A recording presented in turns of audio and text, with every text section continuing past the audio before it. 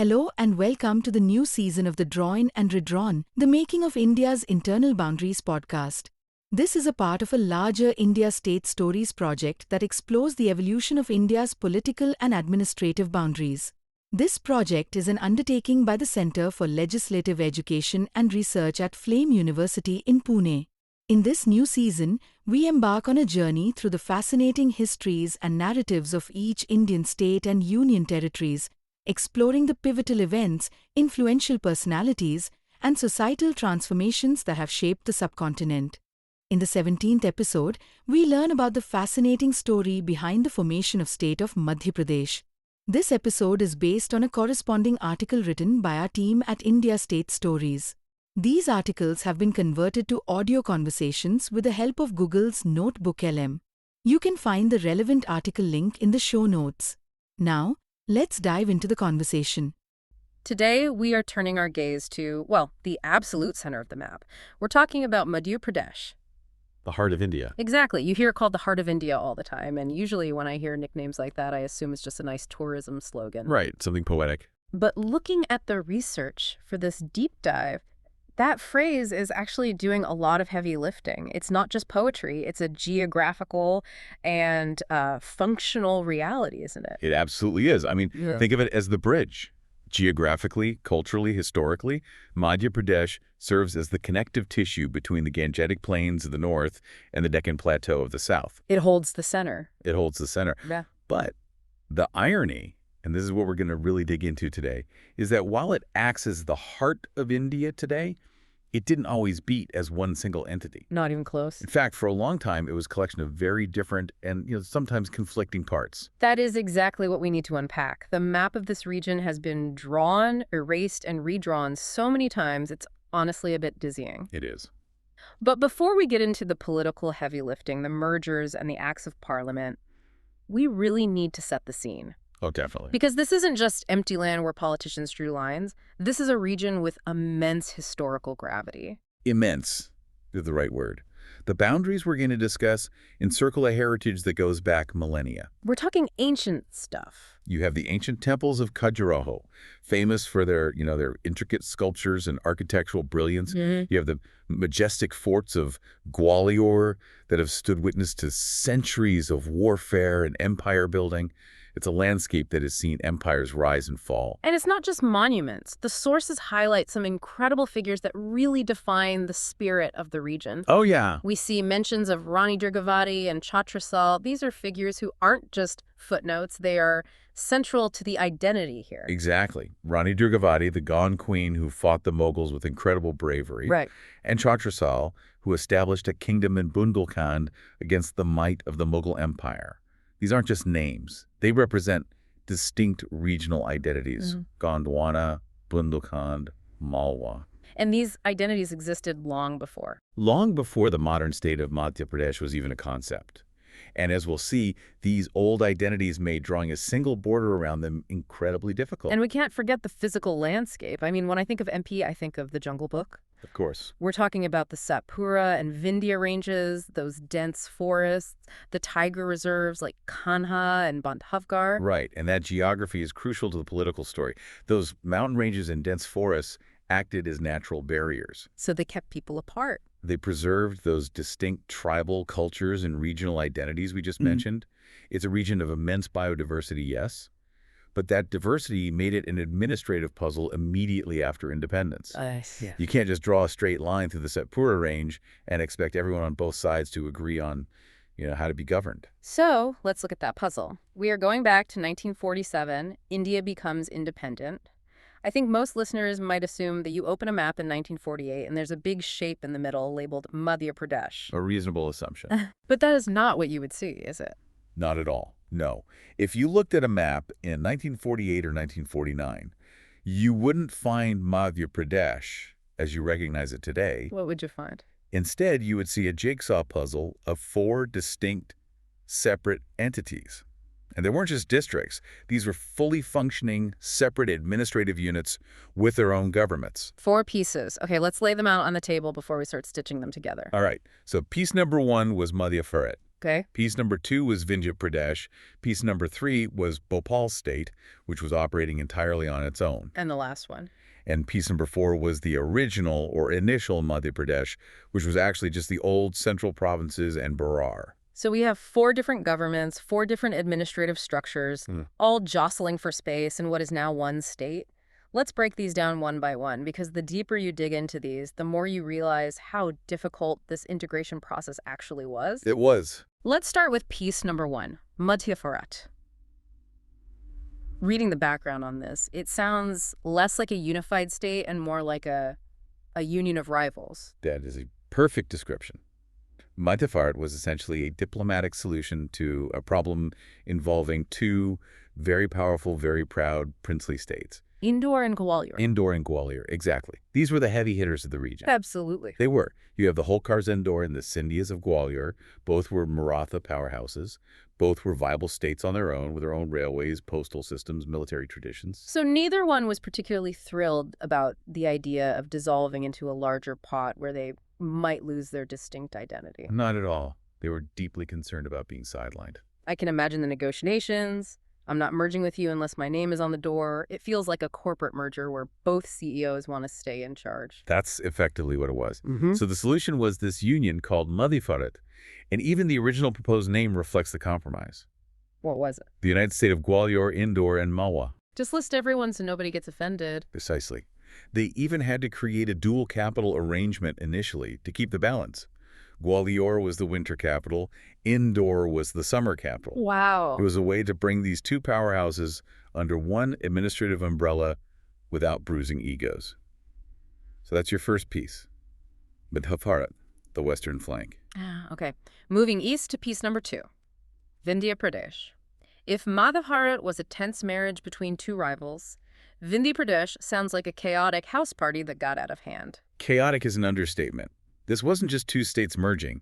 Madhya Pradesh was formed in 1948 by merging the Bughelkhand states, which included the prominent state of Rewa, with the Bundelkhand states. And just to give our listeners a sense of scale, how many individual princely states are we talking about merging here? We're talking about a merger of 35 different states. 35. That sounds like an administrative nightmare.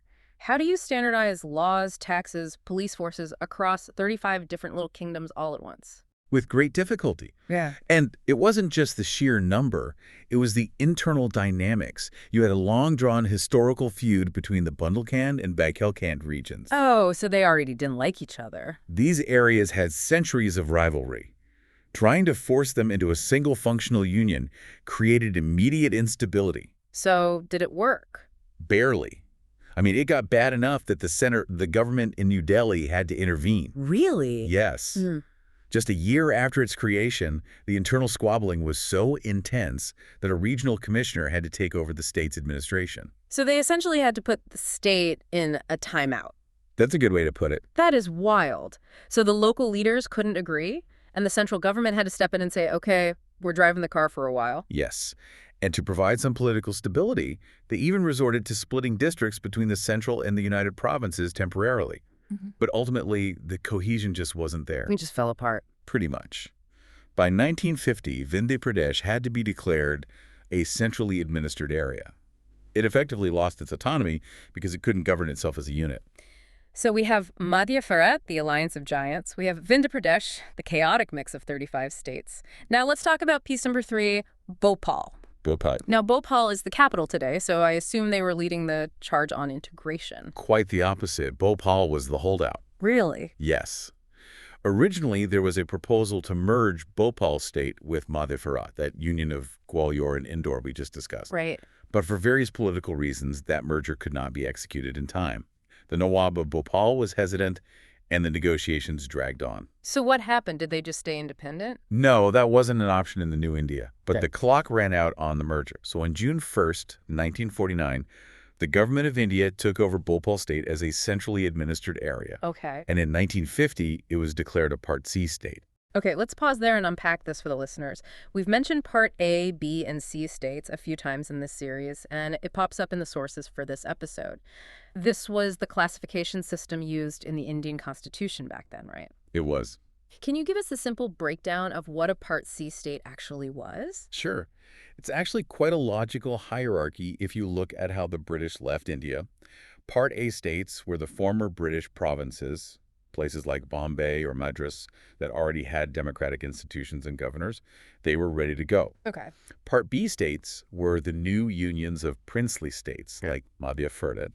They had their own legislatures but were overseen by a Raj Pramukh, who was usually a former royal. And Part C? Part C states, like Bhopal, were small territories or former princely states that were under the direct control of the central government. So being Part C meant you were run by a chief commissioner appointed by the President of India, not a local governor. Exactly. You didn't have the same level of autonomy. But for Bhopal, there was a specific nuance. There was a commitment made that Bhopal would remain in this separate entity status for a period of 5 years. So they bought themselves some time. We'll let the president run things for 5 years, and then we'll see. It was a transitional arrangement to ease the anxiety of the merger. It was a way of saying, we aren't swallowing you up just yet. Okay, that's 3 pieces. Madhya Bharat, Madhya Pradesh, and Bhopal. Now we have the 4th piece, which was arguably the biggest chunk. It was actually called Madhya Pradesh back then. Right. But this wasn't the MP we know today. No, this was the original Madhya Pradesh, formed on January 26, 1950. It was created by merging the central provinces, Berar, and the princely states of Chhattisgarh. This was a massive territory. And here is where it gets really interesting for anyone looking at a map today. Where was the capital of this original Madhya Pradesh? The capital was Nagpur. Nagpur, which is very famously the winter capital of Maharashtra today. It is. But in 1950, Nagpur was the capital of the state that included large chunks of what is now Maharashtra and the Hindi heartland. Which highlights just how fluid these borders were. Exactly. The linguistic organization of states drawing lines based on language hadn't fully happened yet. You had a state called Madhya Pradesh, governed from Nagpur, spanning Marathi and Hindi-speaking areas. So, just to recap the board here, it's the early 1950s. Right. We have Madhya Bharat, Indore, Gwalior. We have Vindhya Pradesh, the chaotic 35-state merger. We have Bhopal, the Part C holdout. And we have this massive central provinces chunk called Madhya Pradesh with its capital in Nagpur. That is the picture. 4 distinct entities, all jostling for position in the heart of India. It was administratively inefficient and linguistically confusing. Which brings us to 1956, the Great Convergence. This is when the map gets a serious makeover. This is the pivotal moment. The States Reorganization Commission, or SRC, had been working on redrawing India's map. Their primary mandate was to reorganize states on linguistic lines to create more cohesive units. Right, the thinking being that administration is just easier if the government and the people speak the same language. That was the logic. So, looking at central India, they decide to smash these 4 pieces together. Essentially, yes. Yeah. The plan was to create a grand union of Hindi-speaking states in central India. Madhya Bharat, Vindhya Pradesh, and Bhopal were all to be merged into that original Madhya Pradesh entity. But there's a catch, right? Because if you keep the original MP borders, you still have Nagpur and the Berar region. You do. And those people speak Marathi. Correct. And since the goal was a Hindi-speaking union, something had to give. This is where we see a major loss of territory for the new state. Okay. The region known as Vidarbha, which included Nagpur, Amravati, Akola, Bultana, was separated from this new Madhya Pradesh. And where did they go? They were transferred to the Bombay state, which eventually split to become Maharashtra and Gujarat. So the new Madhya Pradesh gains Gwalior, Indore, Bhopal, and Rewa, but it loses its capital city, Nagpur, and the entire rich cotton-growing region of Vidarbha. It was a trade-off. Cultural and linguistic cohesion came at the cost of territory and a major economic hub. Now, speaking of capitals, this brings us to one of my favorite nuggets from the research. Yes. So, Nagpur is gone. The new giant Madhya Pradesh needs a new capital. Common sense would say pick the city in the middle or the one with the best infrastructure, right? And that is exactly what the States Reorganization Commission recommended. They recommended Jabalpur. Yes. If you look at the map, Jabalpur is geographically central. It had established infrastructure. It was a significant city in the old central provinces. The SRC formally recommended Jabalpur as the capital of the new Madhya Pradesh. It seemed like the logical choice. It really did. But we know that didn't happen. If you go to MP today, the Vidhan Sabha is in Bhopal. So what happened? Well, during the implementation phase, the decision was flipped. Bhopal came to be the capital. That is such a fascinating what-if moment in history. You have this massive formal recommendation for Jabalpur, and then plot twist Bhopal gets the crown. It is. The sources don't go into the gossip of why, though one can imagine the intense political lobbying involved. But the fact remains, the political center of gravity shifted. It certainly did. And think about the earlier context we discussed. Bhopal was the holdout. It was the Part C state that dragged its feet. And yet, less than a decade later, it emerged as the administrative heart of the entire unified region. It's a remarkable turnaround for a city that initially resisted the merger. so 1956 rolls around, the map is redrawn, Bhopal is the capital, and we have this massive state. The heart of India is finally beating as one. For a while. But the story doesn't end there, does it? Because even though they drew a line around it, the internal differences didn't just vanish. No, boundaries are rarely permanent. Yeah. Even though the 1956 reorganization was massive, there was still an underlying tension in the eastern part of the state. We're talking about Chhattisgarh. Yes, the demand for a separate state of Chhattisgarh was not a new thing. It had been a contentious concern for a long time, arguably dating back to the 1920s. Really, that far back? Oh, yes. The region had its own distinct cultural identity, a large tribal population, and specific economic concerns. And practically speaking, it's a huge state, governing distinct tribal regions in the far east from Bhopal in the west. That's a logistical nightmare. Absolutely. There was a feeling that the region was too far removed from the power center in Bhopal, leading to developmental neglect. That long-drawn feud or struggle for recognition simmered for decades. And it wasn't until the turn of the millennium that this was finally addressed. Correct. Right, the year 2000. I remember this vividly. It wasn't just MP. There were a few new states created then, like Jharkhand and Uttarakhand. Correct. In 2000, the Madhya Pradesh Reorganization Act was passed. This was the final major redraw. And just like that, the map changes again. A new state, Chhattisgarh, was carved out of the southeastern districts of Madhya Pradesh. And Raipur became the capital of this new state. Yes. So the Madhya Pradesh we see today, the shape we recognize on the map, is actually a relatively recent phenomenon, dating back only to November 1st, 2000. It's incredible when you zoom out. We started with rival kingdoms, fearing for their identity. We had a chaotic merger of 35 states that the government had to seize control of. We had a capital in Nagpur that spoke Marathi. Right. And then we stitched it all together only to cut a piece off 44 years later to create Chhattisgarh. It really challenges the idea that states are static. We tend to think of the map as fixed, but it's fluid. These boundaries represent linguistic identity, they represent political compromise, like that Union of Gwalior and Indore, and they represent administrative necessity. And it shows that the heart of India is complex. It's not just one thing. It's a collection of histories that have been negotiated into one administrative border. That is the key takeaway. The map serves the people, not the other way around. When the administration became too unwieldy or cultural aspirations, like those of the tribal populations in Chhattisgarh, weren't met, the lines were redrawn. From the integration of the princely states to the linguistic reorganization of 1956, and finally, the recognition of regional aspirations in 2000, MP's map tells the story of Indian democracy evolving. It's a story of constant refinement. Before we wrap up, we should mention where these incredible stories come from. We've been diving into the White Paper on Indian States, 1950, V.P. Menon's definitive work, The Story of Integration of India, and the Administrative Atlas of India. Essential reading for anyone who loves history. V.P. Menon's account, in particular, gives you that fly-on-the-wall perspective of the negotiations. Absolutely.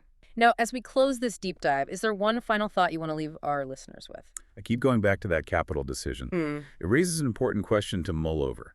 What's that? If Jabalpur had remained the choice for capital, as recommended by the SRC, rather than Bhopal, how might the political and economic gravity of central India have shifted?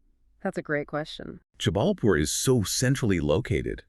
Would that have changed the development patterns of the eastern regions? Would the demand for Chhattisgarh have played out differently if the capital was closer to them? It's a fascinating what-if scenario. That is a great point. Geography is destiny, but sometimes a single political decision changes that destiny. Something for you all to think about next time you look at a map of India. Indeed. Thank you so much for joining us on this deep dive into the drawn and redrawn maps of Madhya Pradesh. We'll catch you on the next journey into India's state stories.